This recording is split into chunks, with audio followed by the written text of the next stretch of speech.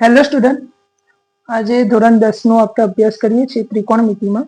તો આપણે ત્રિકોણમિતિના અમુક નિયમો અને એના ગુણોત્તરો વિશે અભ્યાસ કરીશું. તો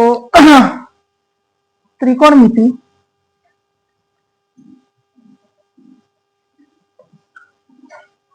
ત્રિકોણમિતિ ધોરણ 10 ની અંદર આવતો પાઠ છે, જે મોટાભાગના એન્જિનિયરિંગ, યંત્રશાસ્ત્ર, ભૌતિક શાસ્ત્રના રિલેટિવ હોય છે. જેમ કે ભૌતિક શાસ્ત્રનો મુખ્ય પાયો ગણવામાં આવતો હોય છે. ત્રિકોણમિતિ ઇજિપ્તની અંદર અને બેબીલોન નામના દેશની અંદર પહેલા સૌપ્રથમ પ્રયોગ કરવામાં આવ્યો હતો. અને ત્રિકોણમિતિનો ઉપયોગ મોટાભાગના યંત્રશાસ્ત્રની અંદર કરવામાં આવતો હોય છે. તો આજે આપણે ત્રિકોણમિતિના ગુણધર્મો વિશે અભ્યાસ કરીશું. તો ત્રિકોણમિતિ નો અર્થ થાય છે ત્રણ બાજુઓ.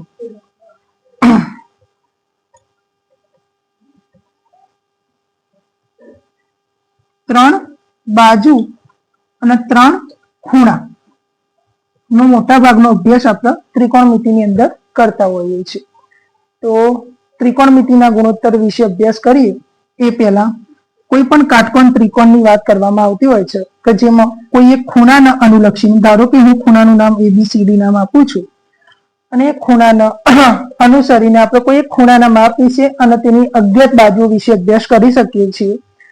તો ખૂણા એના રિલેટિવ આપણે ત્રિકોણમિતિનો ગુણોત્તર શોધતા હોઈએ ત્યારે તેની સામેની બાજુ એટલે કે ખૂણા એની સામેની બાજુ એટલે કે BC, ખૂણા એની પાસેની બાજુ એટલે કે એની નજીકની બાજુ તો એ છે AB, અને કોઈ પણ કાટકોણ ત્રિકોણમાં જે 90 એંગલનો ખૂણો હોય કાટકોણ ત્રિકોણની અંદર, તો એનો અનુલક્ષીને એનો એક કર્ણ કહેવાય, જે સામેની બાજુ હોય તે. બરાબર. તો આના માટે આપણે મુખ્ય ગુણોત્તર તરીકે sine A is equal to, sine નો મતલબ થશે સામેની બાજુ ભાગ્યા કર્ણ.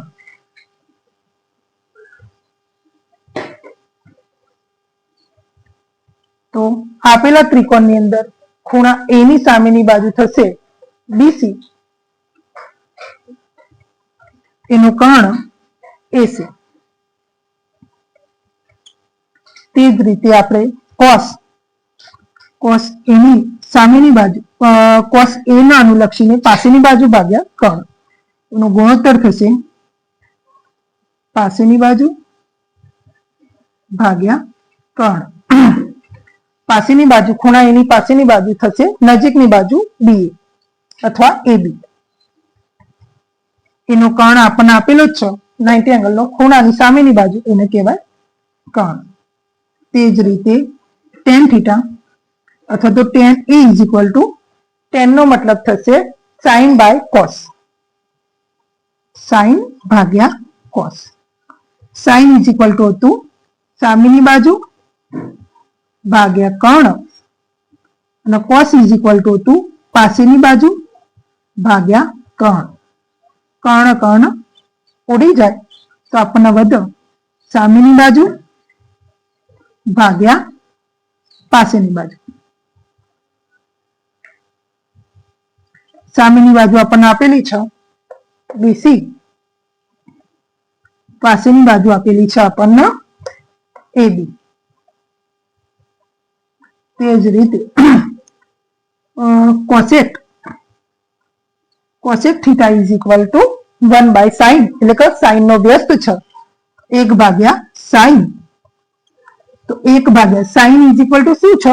સામેની બાજુ ભાગ્યા કર્ણ, સામેની બાજુ ભાગ્યા કર્ણ. છેદનો છેદ ઉપર જતો રહેશે તો કર્ણ ભાગ્યા સામેની બાજુ. તો કર્ણ કેટલો છે? તો કર્ણ આની અંદર છે AC, સામેની બાજુ છે BC. ચલો તે જ રીતે જોઈએ sec theta, sec A is equal two,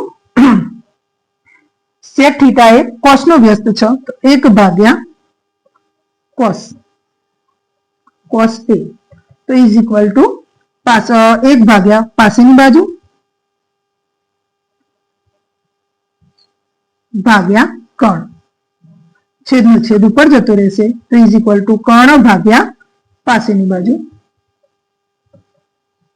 કર્ણ આપેલું છે એસી, પાસેની બાજુ આપેલી છે એબી.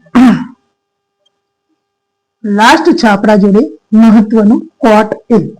કોટ એ 1/tan થીટા છે અથવા tan એ છે, તો 1/tan ની વેલ્યુ આપણને આપેલી છે સામેની ભાગ્યા પાસેની. તો સામેની બાજુ